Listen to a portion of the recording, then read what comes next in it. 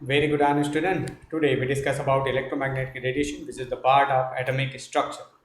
और ये second chapter आपका है और उसमें हम लोग स्टडी करेंगे कि क्या है इलेक्ट्रोमैग्नेटिक रेडिएशन और किस तरह से वो वर्क करती हैं या क्या उनसे कोरिलेटेड आपके क्वेश्चंस हो सकते हैं। चलिए स्टार्ट करते हैं।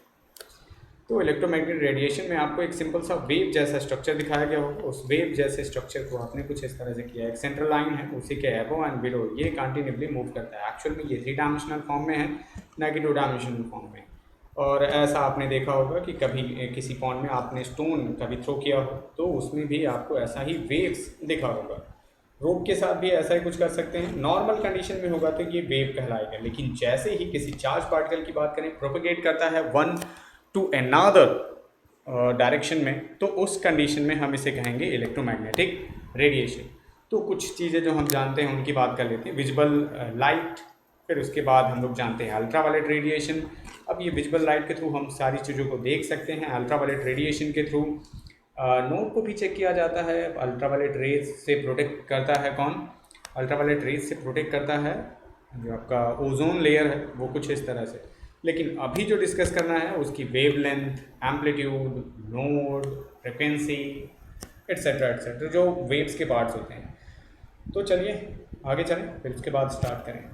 अब ये है 3 डायमेंशनल आपका एक फिगर, जिसमें ये दिखाया गया है कि एक आपकी इलेक्ट्रिक वेक्टर है और सेकेंड वाला क्या है? Magnetic vector. अब ये एक दूसरे के परपेंडिकुलर होते हैं, यानी 90 एंगल है, और एक ही डायरेक्शन में दोनों मूव कर रहे होते हैं। जब ये कोई चार्ज पार्टिकल ट्रांसमिट होता है एक जगह से दूसरी जगह पर, तो ये दोनों की दोनों वेव्स एक दूसरे के साथ चलती रहती हैं। और यहाँ पर इन दोनों के बीच में, मतलब सेंट्रल लाइन से जितना अबव जितना भी वो डिस्टेंस कवर कर रहा होता है, वो वेव, यही इसका क्या कहलाता है? एम्पलीट्यूड कहलाता है। अब चलिए नेक्स्ट देखते हैं कि क्या है इसमें। When electrically charge particle move under acceleration, alternating electrical and magnetic field are produced and transmitted. These fields are transmitted in the form of wave are called electromagnetic radiation or electromagnetic waves. अब इसमें कुछ terms हैं जिन्हें हम देख सकते हैं कि क्या कहा गया है। When electrically charged particle, first तो ये याद रखेंगे, चार्ज पार्टिकल हो, मूव अंडर एक्सेलरेशन, कंटिन्यूसली इसमें मूवमेंट भी हो, अल्टरनेट वे में इलेक्ट्रिकल एंड मैग्नेटिक फील्ड का भी क्या हो? प्रोडक्शन हो जाओ, ट्रांसमिट भी करे। तो जब ये ट्रांसमिशन होगा किसी एक डायरेक्शन में, तो ये वेव्स अब आपकी कहलाने लगेंगी इलेक्ट्रोमैग्नेटिक रेडिएशन और इलेक्ट्रोमैग्नेटिक वेव्स। नेक्स्ट आते हैं कुछ सिंपल टर्म्स जो दिए गए होते हैं वेव से कोरिलेटेड, मतलब अप एंड डाउन जो कंटिन्यूसली यहाँ पर मूव कर रहा है ये वेव्स, तो उससे क्या क्या चीज़ें आपसे कोरिलेट करती हैं। तो कोरिलेशन में फर्स्ट आप देखेंगे यहाँ पर, अगर क्रेस्ट एंड डेप्थ के बीच की जो डिस्टेंस होगी किसी भी एक वेव के एडजेसेंट वेव्स की, तो वो एडजेसेंट क्रेस्ट है एक्चुअल में।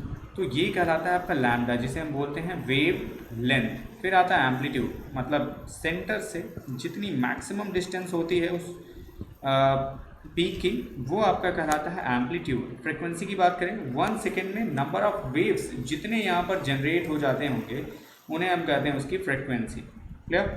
स्पीड की बात करें तो वेव लेंथ एंड फ्रिक्वेंसी का जो मल्टीप्लिकेशन होगा वो स्पीड होगी, और ये स्पीड सारे के सारे इलेक्ट्रोमैग्नेटिक रेडिएशन के लिए सेम होती है, 3 × 10⁸ मीटर पर सेकेंड। लेकिन एक्चुअल में ये 2.99 समथिंग होता है, मतलब 10⁸ मीटर। लेकिन नॉर्मली हम लोग कैलकुलेशन करने में प्रॉब्लम ना हो उसके लिए यूज़ करते हैं 3 लाख किलोमीटर पर सेकेंड। दैट मीन 3 × 10⁸ मीटर पर सेकेंड। बात करें वेव नंबर की, तो यहाँ पर जो वेव नंबर्स हैं ये यूनिट डिस्टेंस में, मान लीजिए यहाँ पर हो, इससे हमने ले लिया 1 सेंटीमीटर, 1 मीटर, 1 किलोमीटर, उस यूनिट में नंबर ऑफ वेव्स जितने आएंगे उसे हम कहते हैं वेव नंबर। नेक्स्ट देखते हैं, आपके पास कुछ सिंपल फार्मूला हैं जिन्हें लर्न करना रहेगा हमेशा के लिए, और इसके बाद है लैम्डा = c/न्यू। अब ये न्यू है फ्रिक्वेंसी को रिप्रेजेंट करने के लिए। फ्रिक्वेंसी जितनी ज़्यादा होगी वेव नंबर उतना ही कम होगा। नेक्स्ट कंडीशन में है फ्रिक्वेंसी आपकी जितनी कम होगी वेव लेंथ उतना ही ज़्यादा होगा। इससे कोरिलेशन है, मतलब आप इस फॉर्मूले को ईजिली सॉल्व भी कर सकते हैं। तो यहाँ पर न्यू बार है, उसके बाद 1/λ शो किया गया है। ये वेव नंबर्स के लिए है, number of waves directly correlate करता है किसके थ्रू, वेवलेंथ की। वेवलेंथ जितनी ज़्यादा होगी वेव नंबर्स उतना ही कम होगा। मतलब रेडियो वेव्स की कंडीशन में वेव नंबर्स बहुत कम होंगे, लेकिन यही अल्ट्रावायलेट रेज हो जाए तो आपका वेव नंबर बहुत बहुत ज़्यादा हो जाएगा। स्पीड की बात करें तो लैम्डा और न्यू इन दोनों का मल्टीप्लिकेशन होगा, चूँकि ये कांस्टेंट वैल्यू है, कभी भी चेंज नहीं होने वाली। आप इन दोनों में से कोई भी एक वैल्यू दी हो तो सेकेंड की वैल्यू ईजिली फाइंड कर सकते हो। नेक्स्ट आते हैं तो यहाँ पर है, आप देखेंगे नैनोमीटर में इनकी फ्रिक्वेंसी आपको दी गई, सॉरी वेवलेंथ दिया गया है। वेवलेंथ जब से टॉप टू बॉटम मूव करते हैं वो विद ग्योर वाला जो कंडीशन है उसे प्रूव शो कर रहा होता है। तो यहाँ पर ऐसा शो जो कर रहा था ये विजुअल स्पेक्ट्रम के लिए है, और ये visual spectrum 400 nanometre to 700 nanometre, actual में थोड़ा सा ज़्यादा है, 3800 नैनोमीटर से स्टार्ट होता है, 7400 एंगस्ट्रॉम में है, एंगस्ट्रॉम तक वो वैल्यू वर्क करती है। तो यहाँ पर है इनके फ्रिक्वेंसी को कोरिलेट किया गया है। एक चीज़ और जानते रहिएगा इसमें, यहाँ पर है सॉरी 60 वेवलेंथ होगी तो हाई फ्रिक्वेंसी होगा और हाई एनर्जी रहेगी। अगर लॉन्ग वेवलेंथ है तो स्मॉल फ्रिक्वेंसी होगी और एनर्जी लो हो जाएगी। अगर आपको इसमें से मैंने पूछ लिया कि जो आपका वायलेट कलर है उसकी एनर्जी बहुत ज़्यादा होगी या रेड कलर की, तुरंत आप कहते हो कि नहीं वायलेट कलर की एनर्जी बहुत ज़्यादा होगी। फ्रिक्वेंसी किसकी ज़्यादा है, वायलेट कलर की। वेवलेंथ किसका कम है, तो वेवलेंथ भी कम होगा वायलेट कलर का। अपोजिट में जाएंगे तो वैसे ही चेंजेस भी होते चले जाएंगे।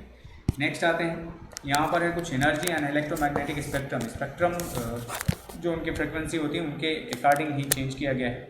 एनर्जी इंक्रीज करना है, वेवलेंथ इंक्रीज करने के ऑर्डर में, आप किसी भी ऑर्डर में आप रखते हो सीक्वेंस में रखना होगा। मतलब वेवलेंथ के इंक्रीजिंग ऑर्डर में या फ्रिक्वेंसी के डिक्रीजिंग ऑर्डर में आपको इसे एडजस्ट करना पड़ेगा। कॉस्मिक रेज हैं, फिर यहाँ पर गामा रेज हैं, फिर एक्स रेज, अल्ट्रावायलेट, फिर ये है विजुअल रेज जिसके थ्रू हम सारी चीज़ों को देख पाते हैं। इंफ्रारेड किसी भी चीज़ को हीट करने की बात करते हैं। माइक्रोवेव ओवन में यूज़ किया जाता है फूड कुकिंग के लिए।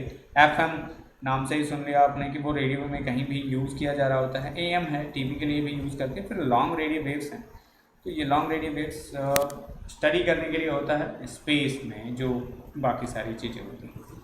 तो ये है वेवलेंथ का इंक्रीजिंग ऑर्डर, और यहाँ पर होती है फ्रिक्वेंसी की इंक्रीजिंग ऑर्डर। और फ्रिक्वेंसी इंक्रीज किया तो एनर्जी भी इंक्रीज करती है। Effect of radiation on atoms and molecules, तो बहुत सारे चेंजेस होते हैं। नॉर्मली इनमें इंफ्रारेड, विजुअल एंड अल्ट्रावायलेट जो रेज होती हैं वो बहुत ज़्यादा इफेक्ट करती हैं। इसमें कोई सीक्वेंस नहीं दिया गया। आप ये देखते होंगे कि अल्ट्रावायलेट की एनर्जी बहुत ज़्यादा है या एक्स रेज की उससे भी ज़्यादा है, तो एक्स रेज है, फिर अल्ट्रावायलेट, फिर विजिबल, फिर इंफ्रारेड, फिर माइक्रोवेव्स आती हैं। तो ये जो आपके रेज हैं ये डायरेक्टली किससे कोरिलेट कर जाती हैं, एटम्स एंड मॉलिक्यूल्स की एनर्जी में थोड़े से चेंजेस करते हैं। Low energy state to high energy state वाली कंडीशन वो नेक्स्ट टाइम बताया जाएगा। अब बात करते हैं विच हैज़ लॉन्गेस्ट वेवलेंथ। अब किसने सबसे ज़्यादा वेवलेंथ रखी होगी, फिर उसमें देखते हैं कि इंफ्रारेड है, ultraviolet, X rays and radio waves. सबसे ज़्यादा एनर्जी किसकी है, तो आप कहते हो सबसे ज़्यादा एनर्जी किसकी होगी, सबसे ज़्यादा एनर्जी होगी एक्स रेज की। फिर एक्स रेज के बाद है अल्ट्रावायलेट रेज, फिर होता है आपका इंफ्रारेड, और फिर यहाँ पर है रेडियो वेव्स। आप मान लो कि ABCD यहाँ पर दिया गया है, ठीक, मान लो 4 स्टूडेंट्स हैं ABCD, और उन्होंने इन सबको चूज़ किया है A1 2 3 4। तो आप इसमें किसे सही मानने वाले हो वो क्लियर कर सकते हैं।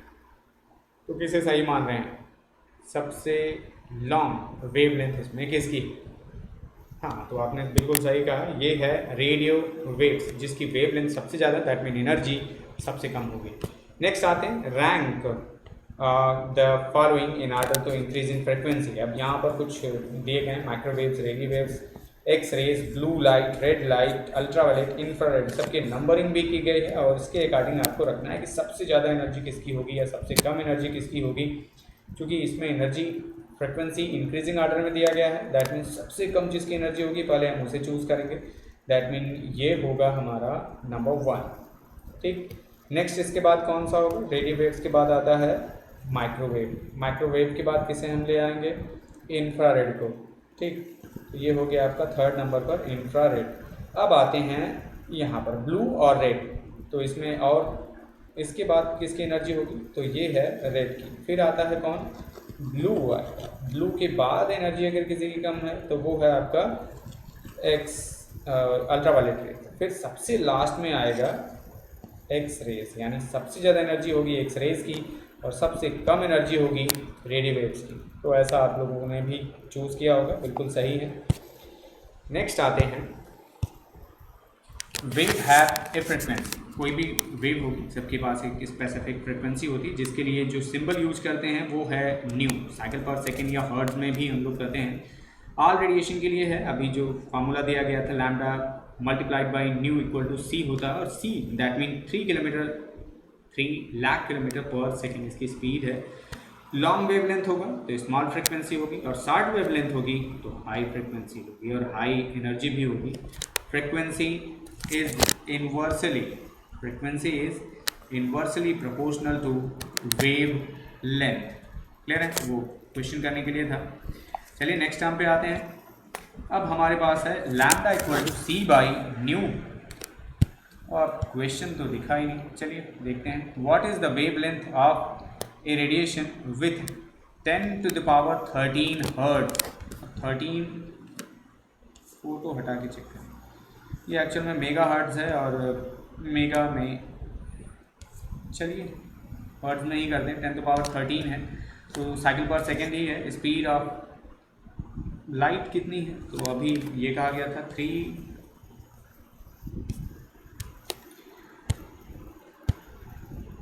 सॉरी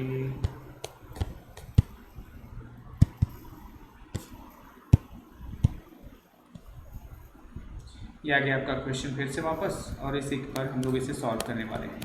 तो लैम्डा इक्वल टू चेक करना है, तो कलर चेंज कर लेते हैं, सेम है। लैम्डा इक्वल टू हो जाएगा आपका, सी है 3 × 10 to the power 8। Clear, metre पर सेकेंड है, यूनिट हर बार आपको ये शो करनी पड़ेगी। और न्यू की बात करें तो न्यू है 10 to the power 13, और ये 13 ऊपर पहुंच गया अगर, तो ये हो जाएगा 3 multiplied by 10 to the power -5। और ये चूँकि हर्ट्ज में दिया है, साइकिल पर सेकेंड वाली कंडीशन में है, लैम्डा जो रहेगा वो रहेगा metre. 3 multiplied by 10 to the power 10 to the power -5 metre. क्या, तो ये है इसके लिए। चलिए इसे सॉल्व करते हैं। इसके बाद सेकंड जो क्वेश्चन दिया गया है उसे देख लेते हैं, इसमें कुछ प्रॉब्लम आ जाती है। What is the wavelength of cell phone radiation. Frequency है 850 मेगाहर्ट्ज। सेम टाइप का है, मतलब लैम्डा आपके पास नहीं है। सी 3 लाख किलोमीटर पर सेकेंड है। न्यू आपको दिया गया है 850 megahertz. Mega means 10 to the power 6 hertz cycle पर सेकेंड, और इसके बेस पर आप सेम फॉर्मूला अप्लाई करके इस क्वेश्चन को सॉल्व कर सकते हो। नेक्स्ट आते हैं, what is the wavelength of microwave oven. Frequency है 2.5 गीगाहर्ट्ज। गीगाहर्ट्ज है 10 to the power 9 के लिए यूज़ करते हैं। Lambda equal to c by lambda 3 × 10 to the power 8 metre पर सेकेंड। 2.5 × 10 to the power 9। अब आप सोचो कि यहाँ पर 9 दे दिया, फ्रिक्वेंसी हो गई। अब आपको बताना है क्या, वेव लेंथ बतानी है। वेव लेंथ बताने के लिए आपने इसे सॉल्व किया, और सॉल्व करने के बाद आपको पता चलता है कि ये value 10 to the power minus something में आने वाली है। तो इसे खुद से सॉल्व कर लीजिएगा, ये रहेगा मीटर। फिर आते हैं क्वांटाइज्ड एनर्जी। अब बात करें क्वांटाइजेशन ऑफ एनर्जी, मतलब उस एनर्जी को जो हमने वेव के फॉर्म में किया है उसे क्वांटम के फॉर्म में, यानी किसी पार्टिकल के फॉर्म में करना हो तब क्या करें, पैकेट्स के फॉर्म में करना हो तो क्या करें। Energy of radiation is proportional to the frequency. अब सिंपल सा फैक्ट है, फ्रिक्वेंसी जितनी ज़्यादा होगी एनर्जी भी उसी के कंपेयर में इंक्रीज करती जाएगी। प्लांक साइंटिस्ट हैं, उन्होंने फर्स्ट टाइम बताया कि जो वैल्यू है 6.6262 × 10 to the power -34 joule second. Light act as if it consist of particles called photons with discrete energy. मतलब जो हमारे पास लाइट आती है वो एक्चुअल में बहुत सारे इसमें पैकेट्स हैं अलग अलग एनर्जी लेवल्स के।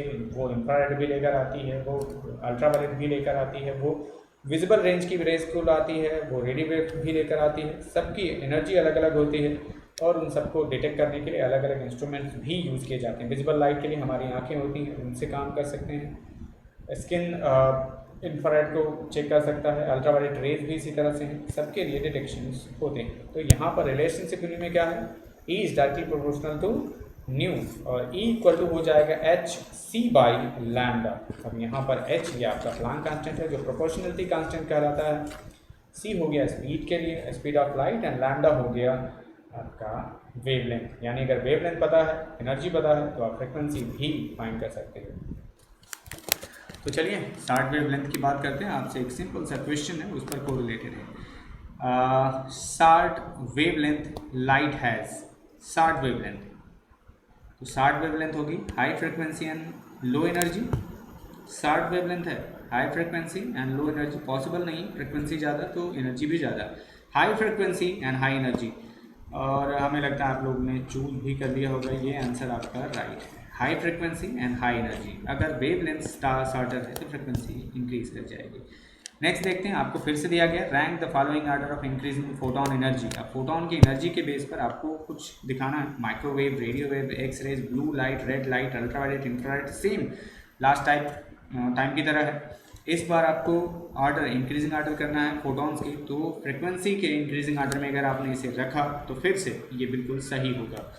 तो माइंड में सेट कर लीजिए कौन सा आपने सबसे पहले बताना है। चलिए आपका जो आंसर है उससे मैच करते हैं। Radio waves, then infrared, radio waves के बाद है आपका माइक्रोवेव्स, फिर इंफ्रारेड है, फिर इसके बाद आता है रेड लाइट, फिर ब्लू लाइट, फिर ultraviolet and last X rays. आपका भी आंसर सही होगा, क्लियर है। एनर्जी ऑफ रेडिएशन में देखें, nu equal to c by lambda, E equal to हो जाएगा h nu equal to h c by lambda. ये फॉर्मूला ऑलरेडी बताया गया है, बार बार मैं बता रहा हूँ ताकि ये याद हो जाए।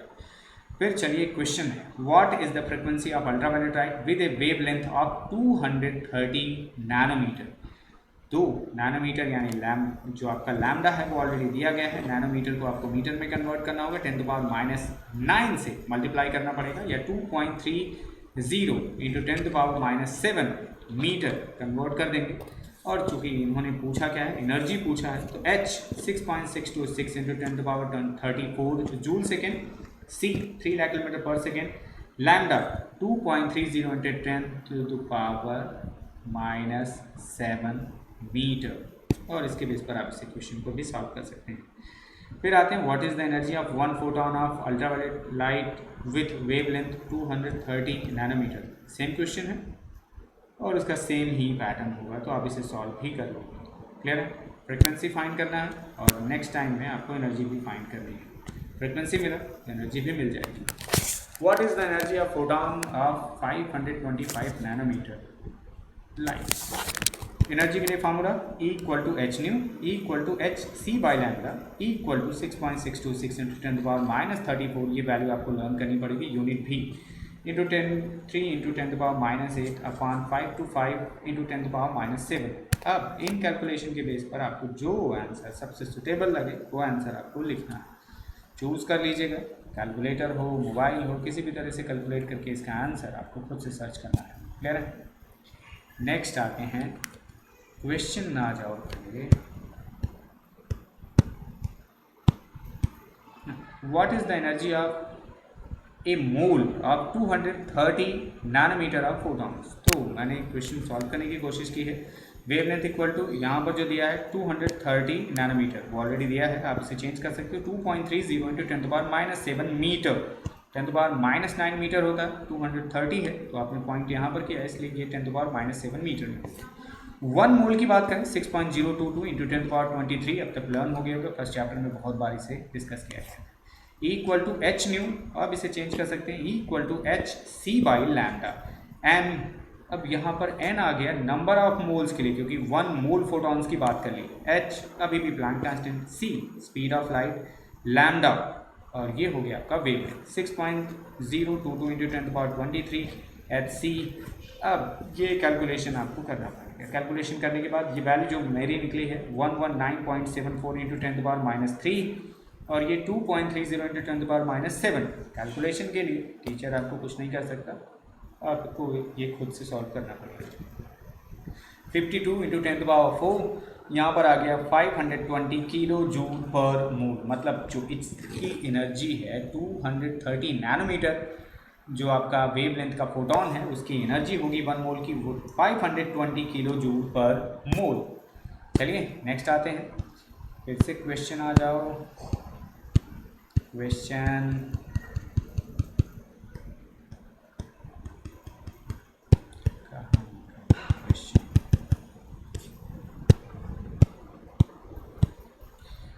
Does 100 nanometre light have enough energy to break hydrogen bond, मतलब ये सिंगल बॉन्ड क्या ब्रेक हो सकता है 100 नैनोमीटर लाइट से।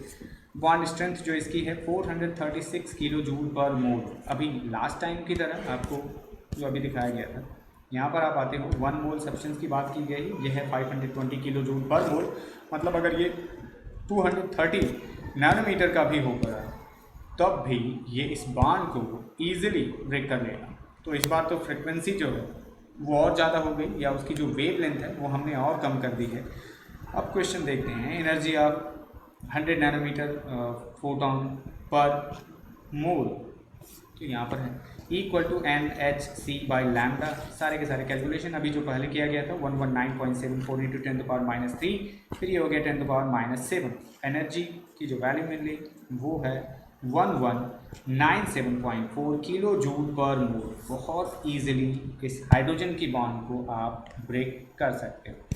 इस तरह से जितने भी कोरिलेटेड आपके क्वेश्चंस होंगे उन्हें ईजिली सॉल्व किया जा सकता है। जैसे वेव नंबर के रिगार्डिंग यहाँ पर है, येलो जो रेडिएशन है उसकी वेव लेंथ है 588 nanometre, nu bar equal to 1/λ equal to हो जाएगा 1/588 नैनोमीटर। अब चूंकि नैनोमीटर में है तो आपको इसे मीटर में कन्वर्ट करना पड़ेगा, 1/5.88 इंटू 10⁻⁷ मीटर, और जो वैल्यू मिलती है वो है 1.70 इंटू 10⁻⁶ मीटर पर मीटर। अब मतलब ये है कि 1 मीटर में जो ये वेव नंबर्स होंगे वो होंगे कितने, 1.70 इंटू 10⁻⁶।